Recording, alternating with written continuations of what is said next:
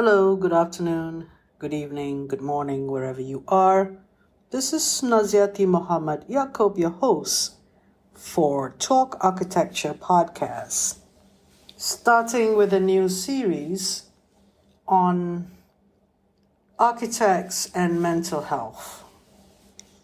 The first episode on this is a review on an article by rethinkingthefuture.com, which is entitled Profession of Architecture, a Profession of Stress, ? The background or the intention to start a podcast series on architecture or architects and mental health is partly due to a research that I'm currently doing on this topic, and clearly that I'm offering a program for architects to get a work-life balance by overcoming stress and burnout. So do click on the link below to find out more. And also another link is for the reference for this article, which suggests that we want to know, is the profession of architecture a profession of stress? I'll be reading some excerpts and I'll be commenting on them. I start with this. How many times has it been when going through architectural job or internship opportunities, you notice, quote, ability to work well under stress, unquote, or, quote, strong resistance to stress, or, unquote, or having a high level of stress control, or its equivalent as a skills requirement? How many times have you added or discussed this remarkable ability to handle stressful situations in your curriculum vitae or the job interviews? Is the profession of architecture entirely synonymous with stress? A friend of mine who's in the engineering field said that the similar things. People think that engineering is a stressful field, but there is a common understanding that professionals doing with specific or specialized work would have to deal with stress. But whitewashing or just giving a broad stroke of it does not entail that every single aspect of the profession is stressful.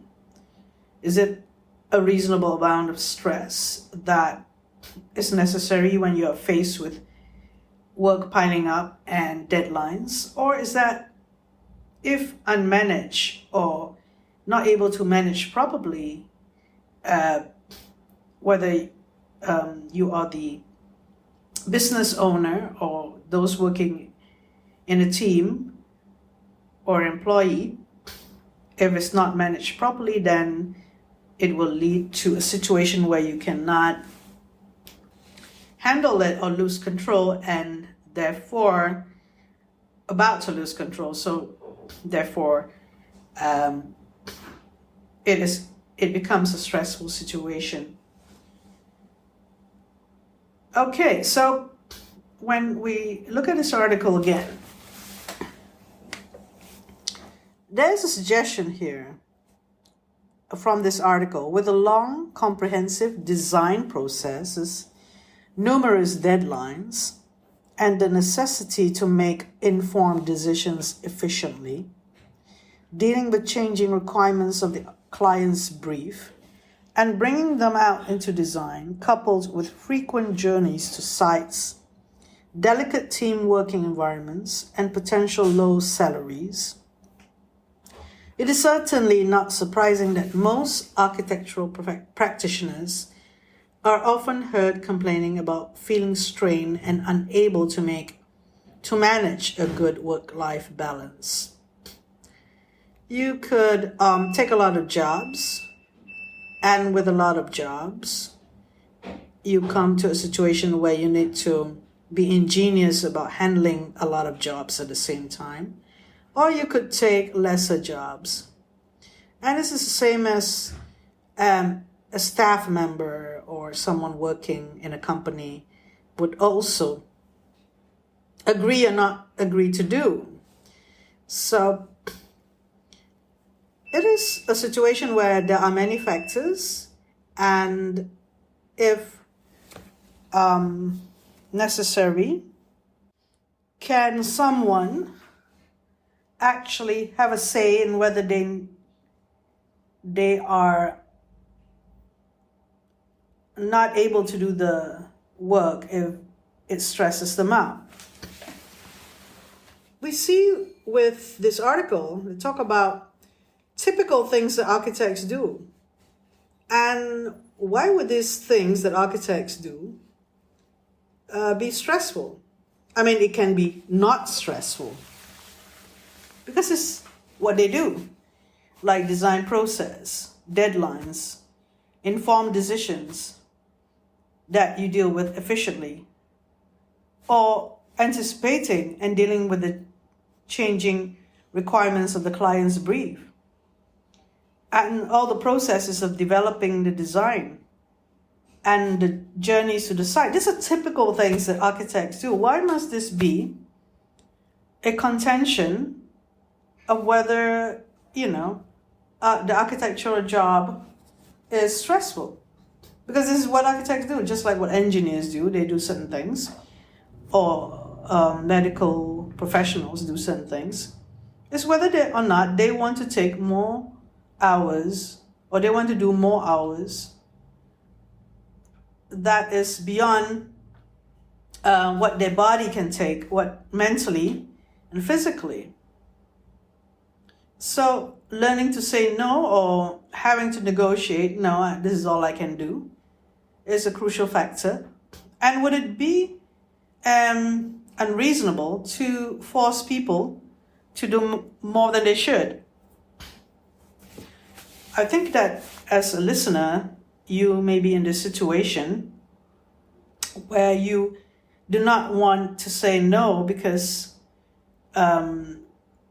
you'd want to be seen or be accepted in the company as somebody who would also do long hours, like other people do long hours. Like there are many people probably in the company that says, okay, we'll do the long hours, and it's expected of us to finish later than usual.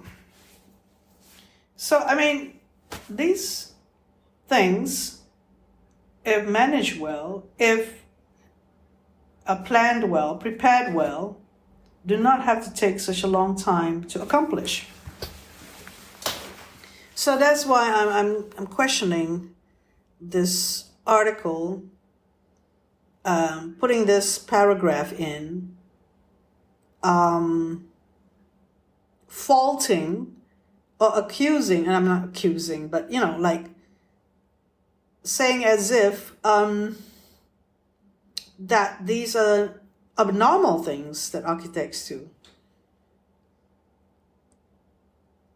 This is part of the job of the architect, whether the architect can handle all this during the hours that would achieve a good work-life balance. Then is it like out of the ordinary? So the ordinary thing, the most normal thing, is to work beyond the stipulated hours. Here's another part of the article. Moreover, the majority of architectural students all around the world are also known for regularly pulling all-nighters, isolating themselves for work, skipping meals, exercise, socializing to tend to press deadlines and to complete large amounts of work. A survey by Architects Journal in 2016 found that 25% of architecture students in the UK had to resort to seeking help for mental health. These discussions in the Architects Journal also claim that while these problems are widespread and systematic, they are also ongoing and probably getting worse. Does this information take you by surprise? That's what the article says. If this article says that, and then I'm not surprised. And the reason I'm not surprised because I've interviewed or discussed with many cases where I found out that students actually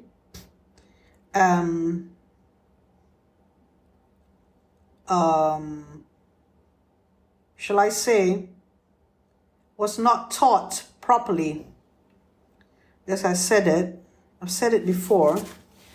When I find out that students are stuck, the project, the scope of it, the expectation of it is quite simply, but when they are stuck or when they cannot deal with certain things, like the feedback from the tutor or the understanding of the assignment, more often it's because they are stuck because they do not know how to design properly. And because I'm always thinking of the curriculum. Now, okay, this article talks about architects in general, but also saying that you were trained early to pull all-nighters, even in architecture school, so that you can be readied for architecture practice. So it's normal that you're expected to do so when you're in architecture school. In my opinion, as an architectural design tutor, you don't have to do these all-nighters. It's unnecessary. You could finish all the work during the day, even during the production stage. Now, I've been there before where I actually work. I prefer work at night, from midnight to 5 a.m., then get myself to sleep and then see my tutor during the day. I've done that before for my design thesis, but I actually got to sleep. And during production time, I actually got to sleep as well. Maybe it was less sleep, but never an all-nighter. So I'm always curious about people or students of architecture whom I have met and worked with. In the last couple of days, decided not to sleep at all. I'm curious as to why they leave it to the last minute, knowing full well that a certain amount of time needed to do the production work. And it's curious, really, that there is this mentality that is the right thing to do. That is not the right thing to do, purely for the health reasons of not getting enough sleep. And I'm reading the article now where it says, unfortunately, while we try to assign a correlation between the problem in the field of profession of architecture and stress, or relate to it at an experiential level, we cannot prove it as to how it exists in the whole profession. Okay, yeah, fair to put that disclaimer in. The exact nature of its cause, or the elements in particular to the architectural culture. Okay, the word culture is coming in. Being the same as what is affecting mankind as a whole is still somewhat of a mystery. Nevertheless, while we also try to extract the advantageous aspects of our field from this list of challenges, we know for sure that this is a profession defined by its own distinctive identity, shaped by an intensive and rich disciplinary history, embarking on many fields as well, with a strong dynamic culture, whose beauty encapsulates the whole population. The high levels of professional networking, a sense of community engagement, and a feeling of shared purpose are one that classifies its marvels. I don't really understand the last bit of this paragraph. When they start talking about relating architectural culture to it being the same as what is affecting mankind as a whole. And still somewhat of a mystery. Aesthetics comes from the arts and humanities. You learn fine art, appreciate fine art in terms of the order and proportion aspects and spatials and design sensibilities of fine art, for example, the human figure. You learn about that, and graphic art is the illustration part of it. And then, the art, the humanities, to do with study of humans, behavior, and sociology, and philosophies. We learn architecture at the end of the day. We produce these buildings that people use or people engage in, or something that we do our activities socially or privately. And there is a certain amount of aesthetics, obviously.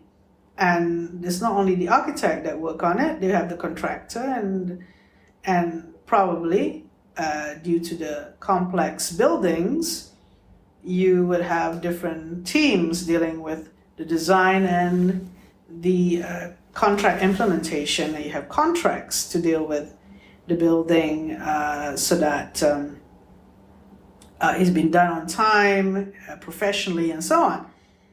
We know all about architecture in the sense that you learn many things, even how to pitch or to market yourself, or sell an idea.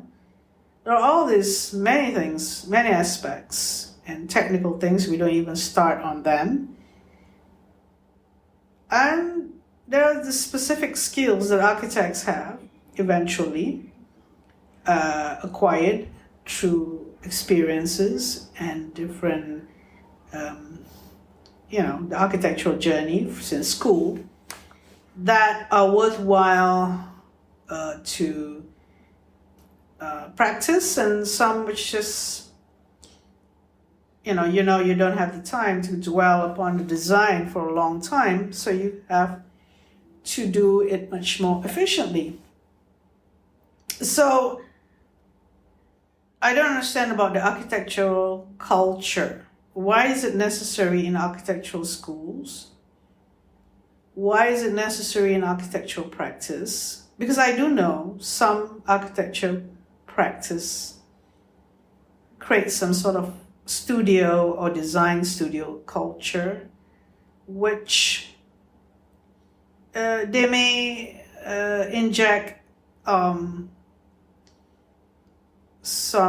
tutorial or some sort of learning and experiments and so on that is part of the process of the design process, or the engaging with each other in the studio. And it's up to you, really. If you decide not to work in such a studio or in such an architectural office that is taking you more than necessary time, and if you were to engage in no life balance, no, it's all work, and that is life, then that's your decision, really. But we're talking about everywhere and anywhere, meaning architectural offices in general.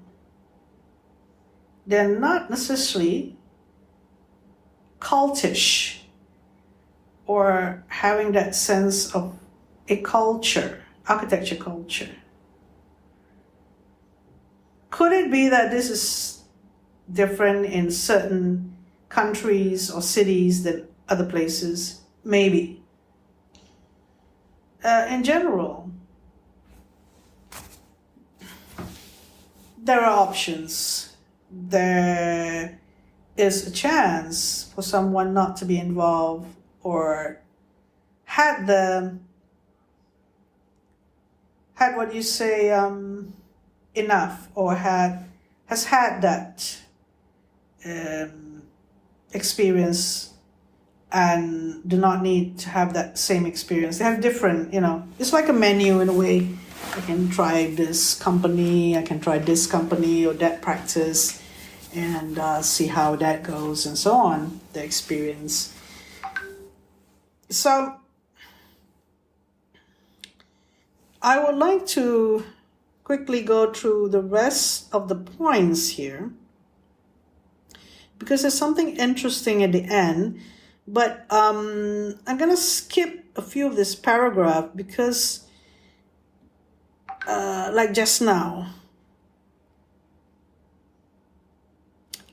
Okay. We also do believe that the mental health challenges the architects face originate from within the architectural culture or the workplace practices, attitudes, and experience that exist in the educational and professional realm of architecture. In multi-layered, paradoxical field as it is often unsustainable and unwarranted. Coming to terms with the existence of what one faces, a well-being problem that is worsened by the culture that has been allowed to go on since its foundation.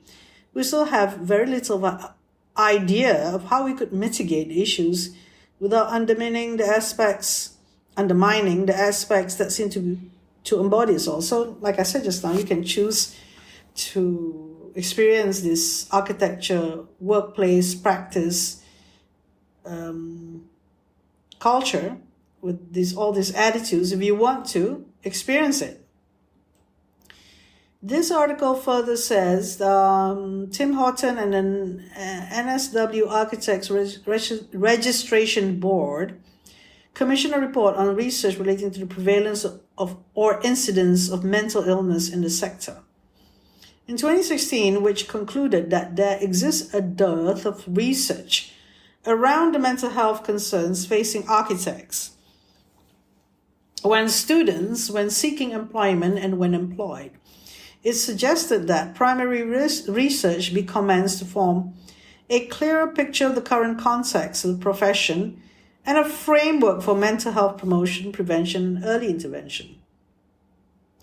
While it is true that given other problems that we as human beings are facing, especially with the ongoing pandemic, this article is written after 2016 during the pandemic, which means it's 2020. The work-related well-being of architects might seem like a first world problem, but who is to say that action in the areas be taken only when we hit a crisis in the field? Yeah, I read elsewhere that during the pandemic, it got even worse with regard to mental health situation of architects.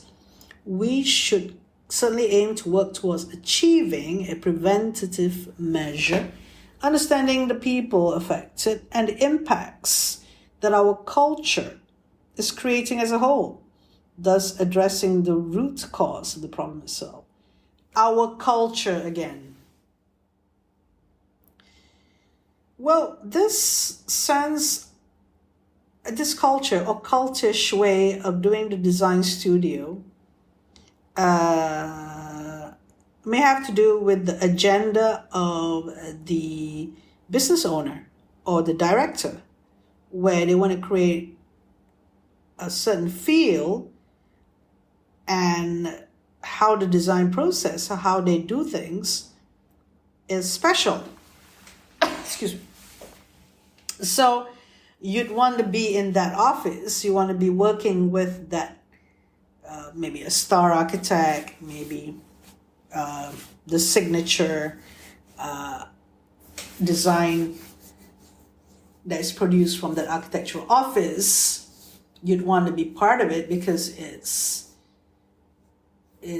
in the circle, deemed to be something that is desirable that one should have. you'd want to put that in your CV or your resume that you were involved in that project. And it could be also associated with an architectural school. So it's not something that is found everywhere, only in certain countries, from certain schools of architecture. And we could debate that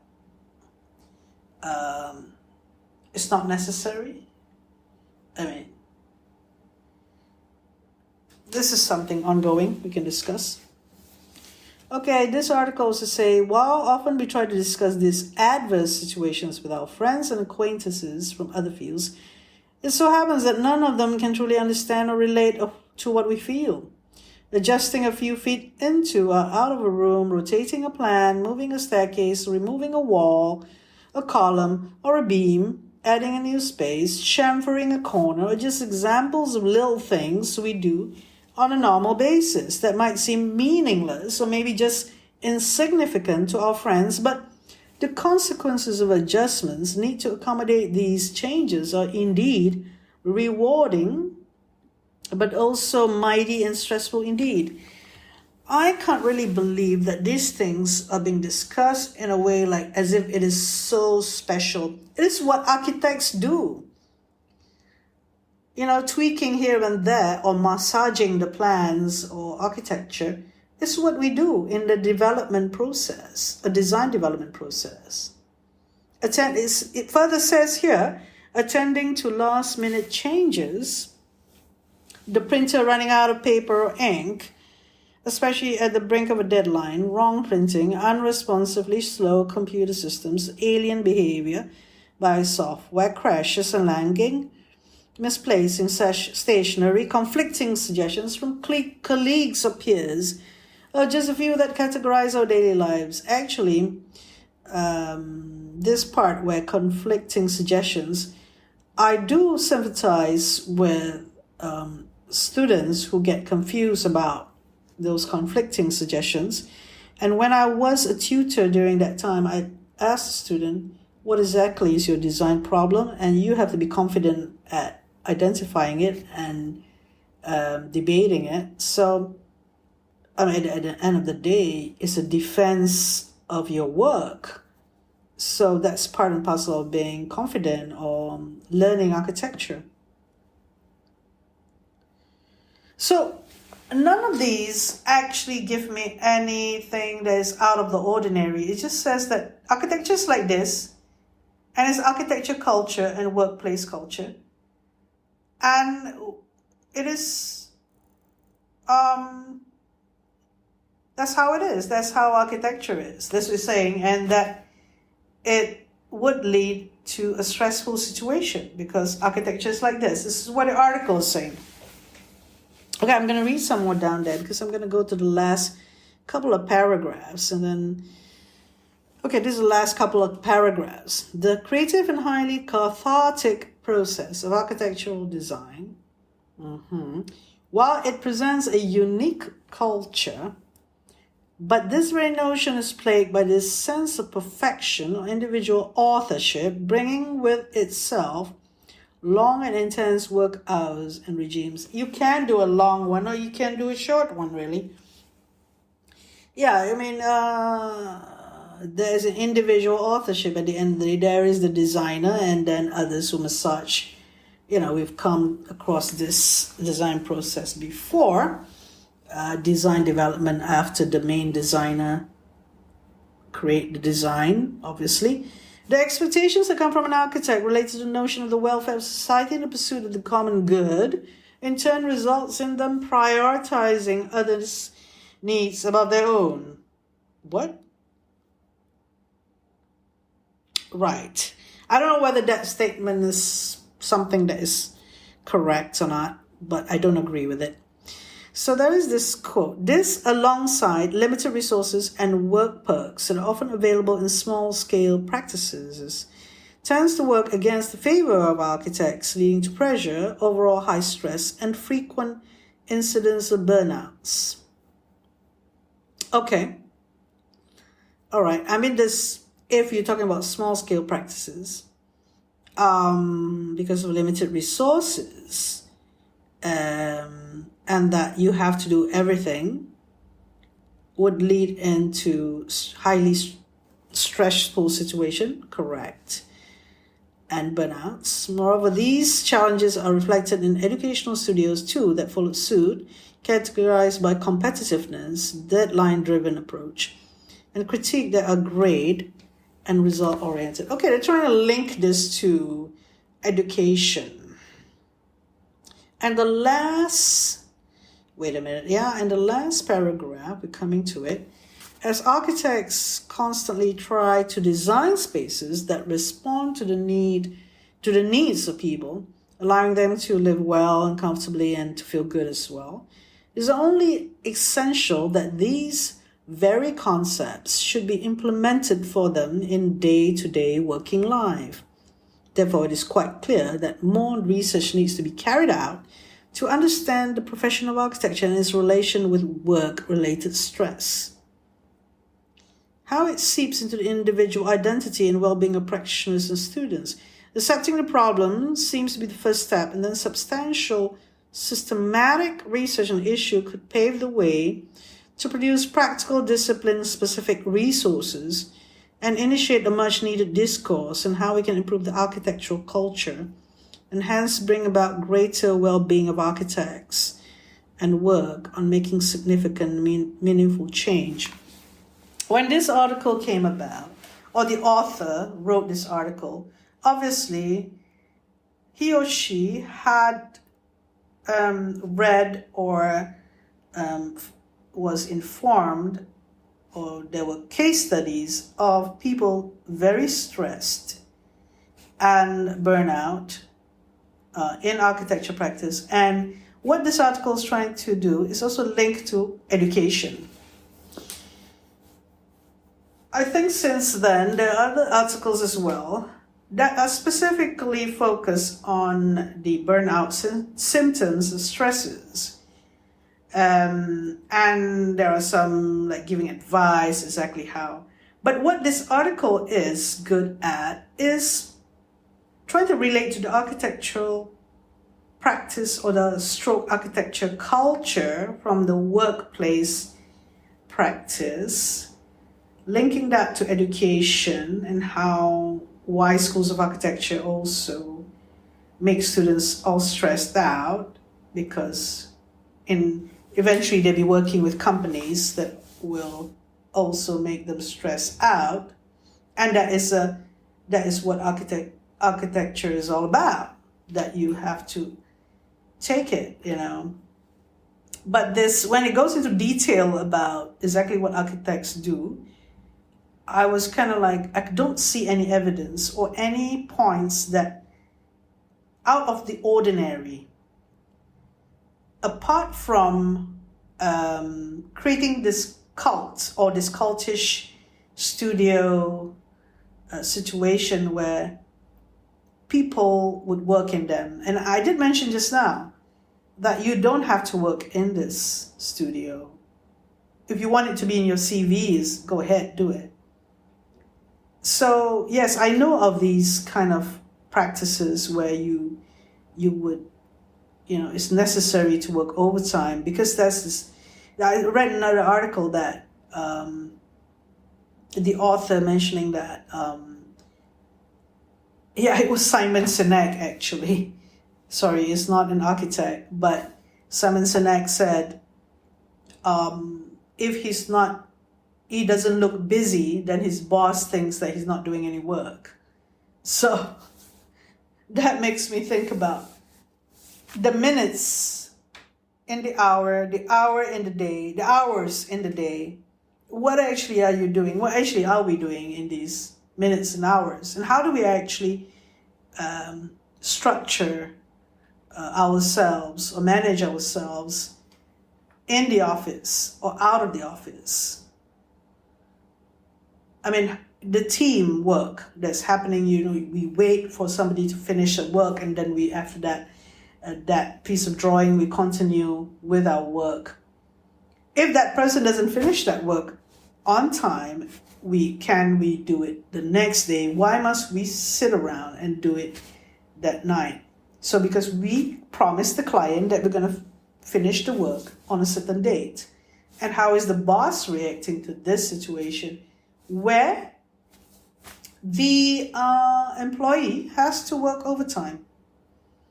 Unnecessarily so, because the other part of the team is not finished that particular drawing that the others need to, and the system at hand. But these are particular work culture or particular, particular way that people work that is not something that is efficient. So there is something wrong with the managing the team in this respect. Is it fair for the staff member to be waiting around and doing all-nighters? So someone would argue, yeah, it's fair because the whole day they don't do anything, so the whole night they would do something. But when you are not able to work during the day, but you work at night, and in a situation where you have to finish for the team and for the architectural company, then it will feel like there's some unfairness or some unjustification of how the deal is, unless you accept it. So hence again, going back to the point where that person wants to experience it and being part of the team, when they succeed in finishing the work and the building is up, they would rejoice. They will be very happy because they're part of the team. So I'm trying to make the points much more specific based on what I understand is happening to the audience out there. Because with this topic, let me remind you, on the series of architects and mental health series, it's a very important topic to deal with. What is an architect, what is the architecture profession like, and why do we do the things that we do. And hopefully there'll be more research on this aspect, the more tangible research that could be useful to deal with the mental health issues. We can just say that, hey, architects do this. Yes, architects, that's part of what architects do, but it is not out of the ordinary. And why must they be stressed out? So there are all these questions, and I hope that you could understand what I'm trying to get at, and hopefully there will be much more episodes on this based on different articles, different perspectives, interviews, or some research on this, so that we can have a good evidence-based knowledge that we can share, and that we're on the same track when understanding about architecture. Thank you for listening. Have a good day, good evening, good morning.